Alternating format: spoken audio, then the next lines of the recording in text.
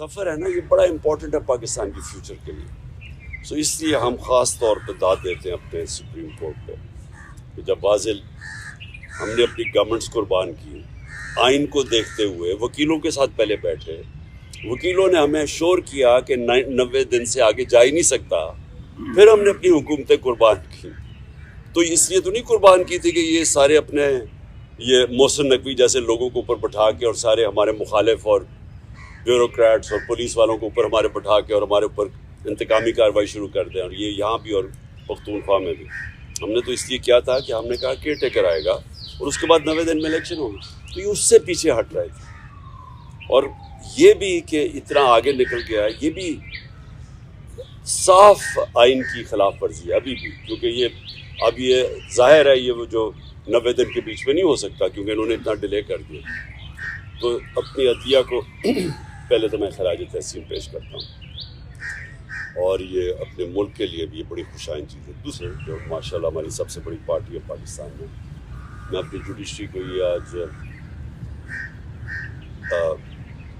इत्तेमाद दिलवाना चाहता हूँ कि कौम उनके साथ खड़ी है, कि उनको कोई ये वो 98-99 में नहीं जिधर डंडों मार के सुप्रीम कोर्ट के ऊपर हमला हुआ था और कुछ रिएक्शन नहीं आया, बहुत बड़ा रिएक्शन आएगा पाकिस्तान के अंदर।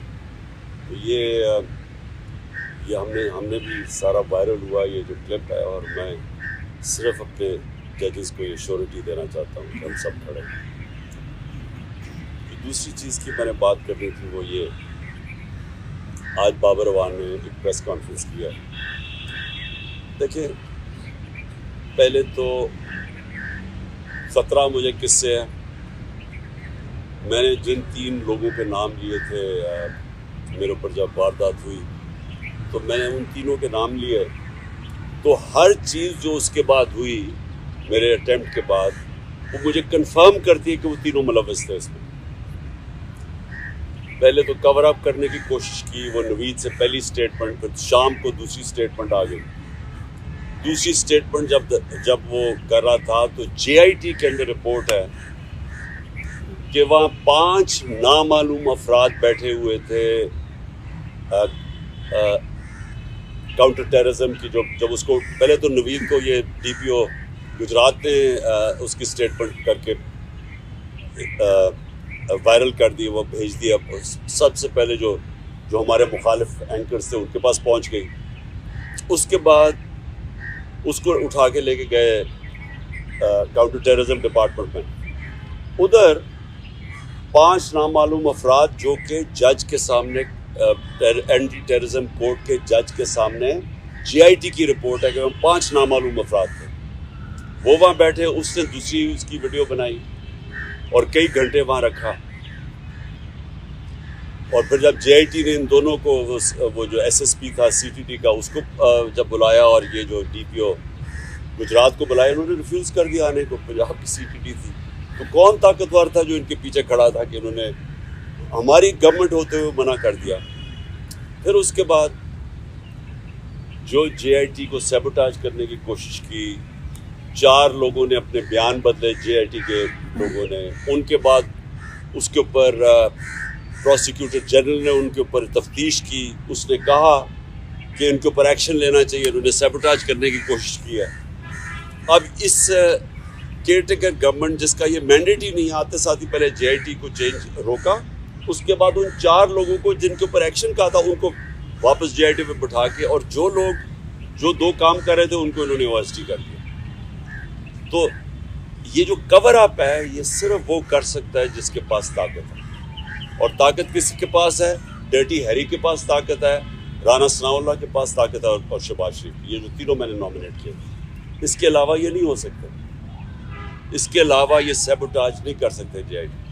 अब बात ये है कि ये 3, इनको सबसे ज़्यादा खौफ क्या कि इमरान खान इक़्तिदार में ना आ जाए, ये तीनों को खौफ है, और ये 3 पावर में भी बैठे हुए हैं, और मुझे सबसे ज़्यादा ख़तरा इनसे। अब तो मैंने पहले भी TV पे कह बैठा हूँ कि ये एक अब दूसरा प्लान बना हुआ है मुझे कत्ल करने का, और मैंने ये पब्लिक भी कहा। जब यहाँ लाहौर हाई कोर्ट था तो मैंने तब भी जब जज ख्वाजा तारिक रहीम ने जज को बताया कि इनके ऊपर प्लान बना हुआ है, यहाँ कोई सिक्योर एनवायरनमेंट नहीं है, इसको ना पेश करें वहाँ। तो जज ने श्योरिटी दी, जब मैं यहाँ इंतज़ार कर रहा था, जब मैं गया, उसने श्योरिटी दी कि पुलिस इनकी हिफाजत करेगी। वहाँ पहुँचा, वहाँ पुलिस ही भाग गई सारी, कोई किसी किस्म की प्रोटेक्शन नहीं थी, बिल्कुल एक एक्सपोज था कि कोई भी कुछ वारदात कर सकता था। फिर उन्होंने मुझे पिंडी बुलाया, ये इस्लामाबाद में 3 अपीयरेंसेस थी। वहाँ आज बाबर अवान ने सीट जो अंदर के कैमरास थे, जो CCTV कैमरास थे, वो बंद किए गए। जो वहाँ सिक्योरिटी के लोग थे वो वहाँ से गायब थे, कोई सिक्योरिटी नहीं थी, CCTV कैमरास बंद किए गए और बिल्कुल किसी प्रोटेक्शन के बगैर मैं तीनों अदालतों के अंदर एक्सपोज था। अब सवाल ये है कि ये किसके इंटरेस्ट में है कि मुझे कौन आप प्रोटेक्ट करेगा। जिन्होंने प्रोटेक्ट करना उनसे ही खतरा है। तो अदालत से हम अब कोशिश करेंगे, सुप्रीम कोर्ट के चीफ जस्टिस को भी मैं अब लेटर लिखूँगा अपने वकीलों से, हाई कोर्ट के भी चीफ जस्टिस को, कि ये आप हमारी बारी तो जब नवाज शरीफ फेक बीमारी हुई थी उसको, क्योंकि अब तो पता चल गया ना कि जनरल बीमारी नहीं थी, तो हमें एक जज साहब ने, मैं प्राइम मिनिस्टर था, उन्होंने कहा कि अगर इसको कुछ हो गया तो हम जिम्मेदार हैं। तो मुझे कुछ हो गया तो कौन जिम्मेदार है, क्योंकि वो जिन्होंने कुछ करना है वही उनका काम है मेरी हिफाजत करना। और दूसरी चीज़ कि जो नवीद जिसने मेरे पर कातलाना हमला किया था, अब उसको अदालत में नहीं पेश किया जाता, उसकी जेल के अंदर उससे बातचीत की जाती है क्योंकि उसकी जान को ख़तरा है।